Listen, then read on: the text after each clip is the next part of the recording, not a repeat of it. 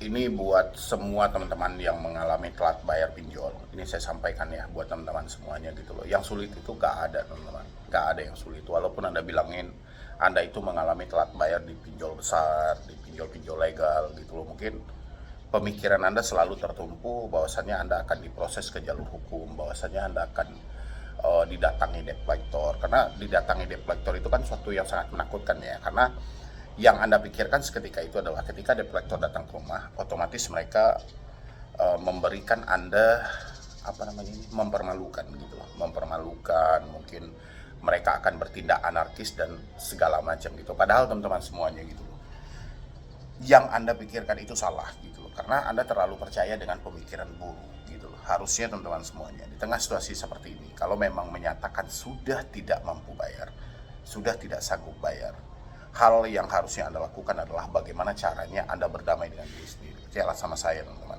Apalagi ini mendekati akhir tahun ya. Mendekati akhir tahun ini luar biasa loh. Mulai dari penekanannya, ancamannya, intimidasinya, ini akan luar biasa. Kalau cara berpikirmu seperti ini, kalau kamu tidak cepat-cepat untuk berdamai dengan dirimu sendiri, kamu akan menjadi orang yang hancur paling awal teman-teman. Gak ada yang perlu kamu takuti. Mungkin yang paling banyak hari ini apa? Yang paling banyak itu soal ini, soal debt collector yang berkunjung datang ke tempat kerja kan. Mungkin teman-teman kebingungan tuh, apakah debt collector ini akan datang ke tempat kerja saya, apakah akan datang ke tempat kerja. Kalau kita mengacu pada POJK nomor 22 tahun 2023, nanti teman-teman bisa baca ya lebih spesifik. Di sana sudah dijelaskan, dilarang melakukan penagihan di luar dari alamat si konsumen. Oke, dilarang melakukan penagihan di luar dari alamat si konsumen. Oke, kita otomatis kan tidak mungkin tuh, tidak mungkin dan tidak akan bisa membatasi dari debt collector ini dia mau menagih kemana, karena sifat debt collector di mana kita merasa tertekan, di sanalah mereka melakukan penagihan. Oke, hal yang harus kita lakukan teman-teman adalah kita mencari tahu aplikasinya apa ya, karena selama ini aplikasi itu selalu berlindung. Ketika dia melakukan tindakan seperti itu, dia tidak mau menyebutkan nama aplikasinya, dia nggak mau sama sekali menyebutkan nama aplikasi. Dia selalu memberikan Anda penekanan, pengancaman, contoh kayak dia menghubungi perusahaan, apakah si A ini masih bekerja di sana? Kalau masih bekerja, tolong sampaikan suruh dia bayar hutang di aplikasi ini gitu loh. Dia nggak menyebutkan itu aplikasi apanya gitu ya. Tapi ini bukan dijadikan beban yang besar bagi diri teman-teman semuanya. Hal yang harus Anda lakukan, teman-teman, ketika Anda dihadapkan dengan posisi yang seperti ini, yang paling pertama adalah Anda harus mencari tahu nama aplikasi ini apa gitu loh. Karena selama ini gini loh teman-teman, saya perhatikan ya, memang banyak mereka itu menyalahi aturan, mereka tidak sesuai dengan POJK yang ada, mereka tidak sesuai dengan aturan yang berlaku. Tapi mereka ini ada sebuah ketakutan.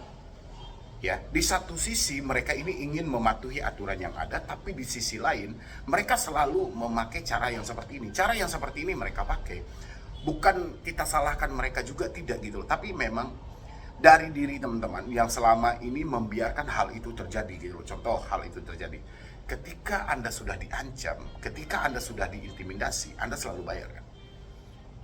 Contoh, kalau kamu tidak melakukan pembayaran sampai jam 5 sore, kami akan hubungi kontak-kontak Anda. Apa yang Anda lakukan seketika itu? Pasti Anda berlomba-lomba. Anda mencari talangan dana, ada yang gali lubang tutup lubang, ada yang menjual aset-aset yang ada. Sebenarnya teman-teman, tujuan Anda sih baik, tujuan Anda baik supaya hutang ini selesai.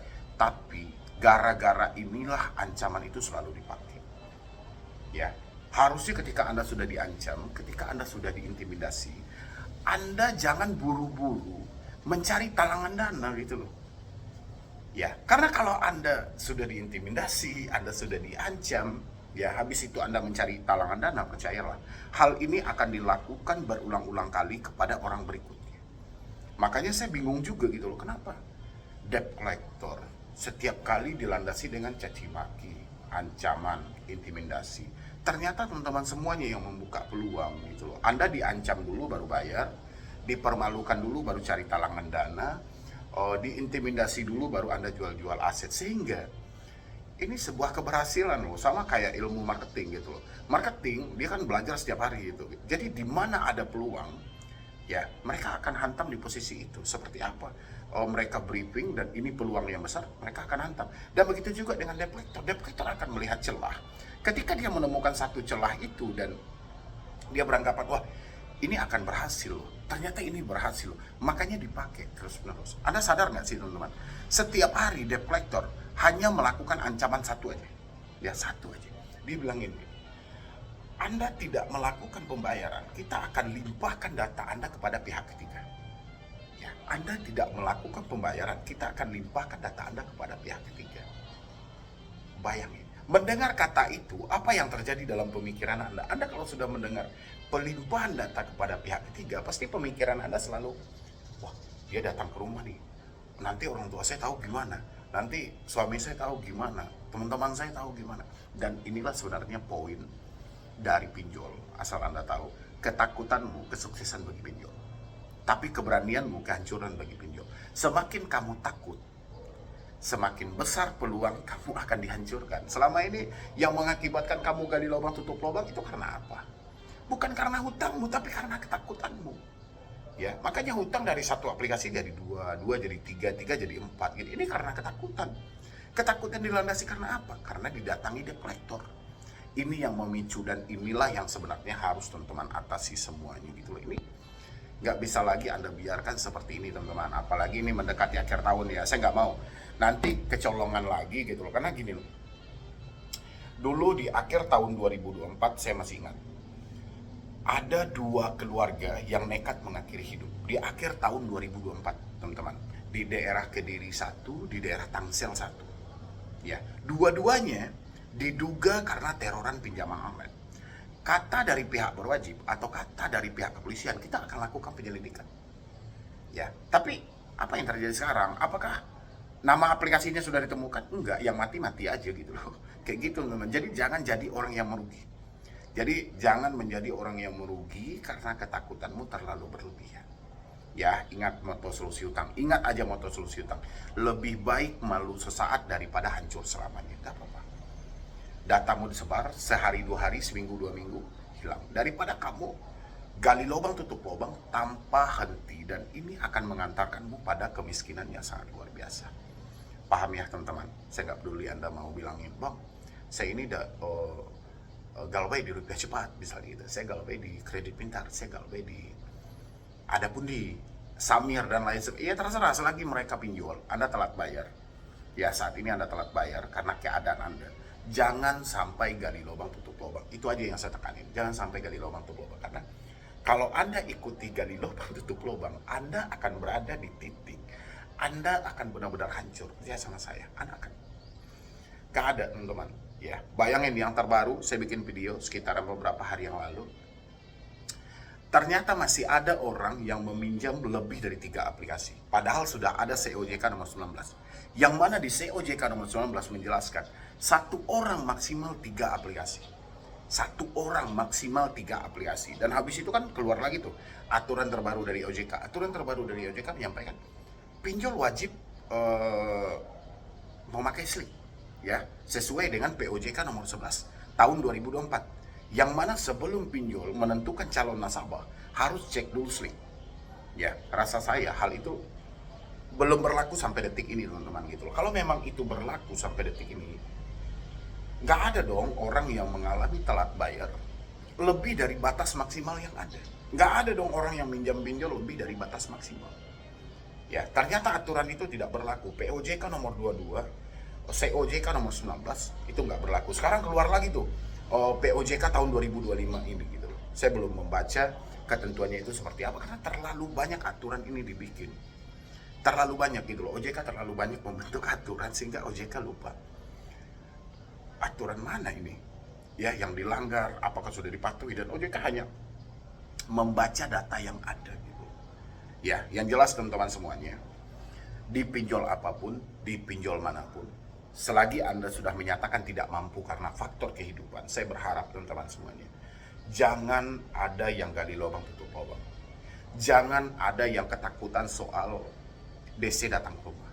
Jangan ada yang kecemasan soal mau diproses ke jalur hukum. Saya berharap itu aja, please. Berdamailah dengan pemikiran Anda gitu. Karena pemikiran-pemikiran seperti ini selalu mendorong Anda kepada tindakan yang merugikan diri Anda sendiri. Kalau Anda pikirkan itu secara terus-menerus, Anda akan hancur.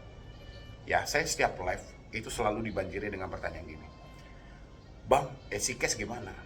Bang, kredit pintar gimana? Bang, ada pundi gimana? Bang, aku laku gimana? Saya tahu di balik kata gimana ini yang teman-teman tanyakan semuanya, gimana itu Esikes ada DC nggak?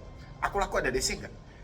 Ini ada DC nggak? DC yang dia tanya ini bukan semata ada DC atau tidak aja, tidak gitu loh. Yang dia tanyakan itu ada nggak DC ini berkunjung ke rumah? Ya, saya paham ketakutan Anda gitu. Cuman satu poinnya, kapan Anda bersikap jujur? Kapan Anda terbuka? Anda harus butuh supportan secara internal, teman-teman. Ya, saya 7 tahun ada di YouTube, saya mengedukasi orang-orang. Ketika kita dibenturkan dengan satu masalah, memang untuk terbuka, jujur sama keluarga terdekat, ini bukan perkara gampang, saya paham betul. Ini bukan perkara gampang, semudah membalikkan telapak tangan, enggak gitu loh. Tapi ini perkara yang sulit, tapi percayalah teman-teman, begitu Anda sudah jujur, begitu Anda sudah terbuka, Anda akan melihat bahwasannya fakta tidak seburuk yang Anda bayangkan.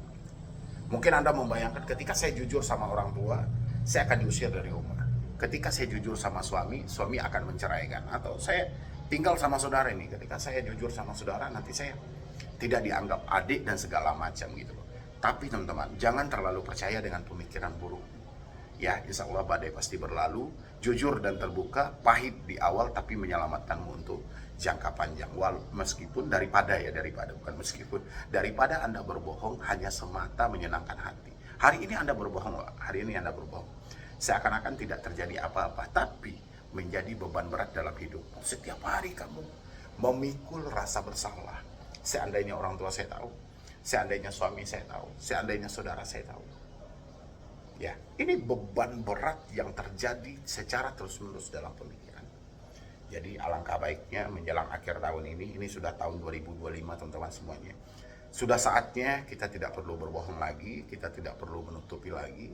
Rasa saya pinjol bukan rahasia pribadi lagi, tapi pinjol sudah rahasia umum untuk menjerat dan menjebak masyarakat Indonesia. Jadi terbuka aja, jujur aja, sebelum terjadi tindakan-tindakan yang merugikan diri Anda sendiri. Ya, mungkin dari saya cuma itu aja dulu teman-teman semuanya. Terima kasih banyak Anda sudah mensupport, Anda sudah mendukung. Mudah-mudahan dengan supportan dan dukungan Anda menjadikan channel ini makin berkembang dan saya makin semangat lagi. Jadi sekian dulu dari saya, Medi Broni. Wassalam.